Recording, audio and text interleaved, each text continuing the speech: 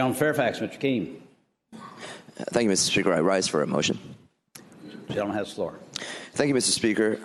10 years ago, in the 2007 session, this House and the House down the hall passed a resolution designating January 13th of each year as Korean American Day.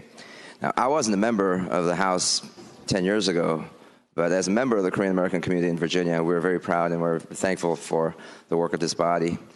And today, as we commemorate the 10th anniversary of the Korean American Day, I wanted to share with this body a little bit of a sad news about a very prominent Korean American whose role in our Commonwealth far exceeds that of the service to his own Korean American community, but to the entire Commonwealth.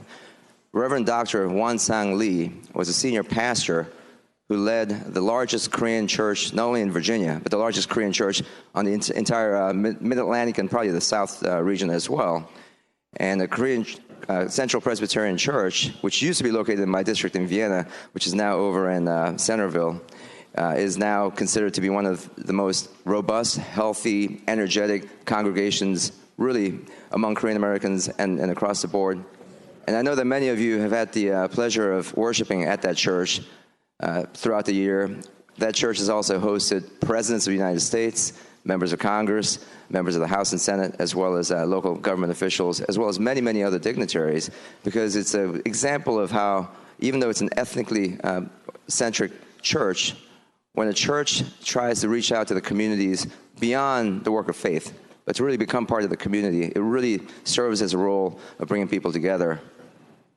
And Dr. Won-sang Lee, who passed away last month from cancer at the age of 79, was somebody that really symbolized and just really personified the idea of service above self.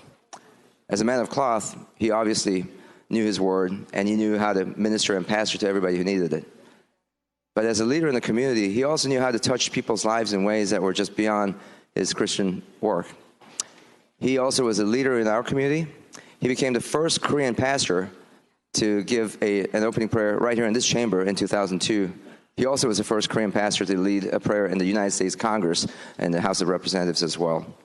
He received an award from Governor Gilmore for Virginia Governor's Award on Outstanding Religious Institution for the work that he's done for 26 years leading KCPC. But above all, he was somebody that was devoted to the Word, and not only did he get his college degree, his master's in theology, and his PhD, after he retired from the church, after he spent time doing missionary work all around the world, he had found extra time. He went and got a PhD at age 72 for his second doctorate degree because he wanted to constantly learn and to improve himself. And so as you think about the role of various immigrant communities in this Commonwealth, and especially the one that I come from, Korean Americans, and as we think about Korean American Day being another day that we can think about the diversity of this Commonwealth, I wanted to take a moment and ask for a motion.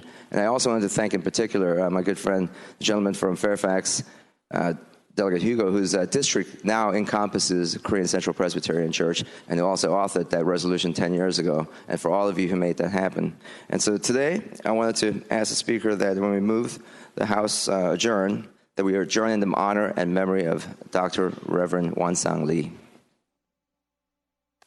John Fairfax, Mr. Keam moves that when the House adjourn today, it adjourn in the honor and the memory of Dr. Won-sang Lee. As many as favor that motion will please rise.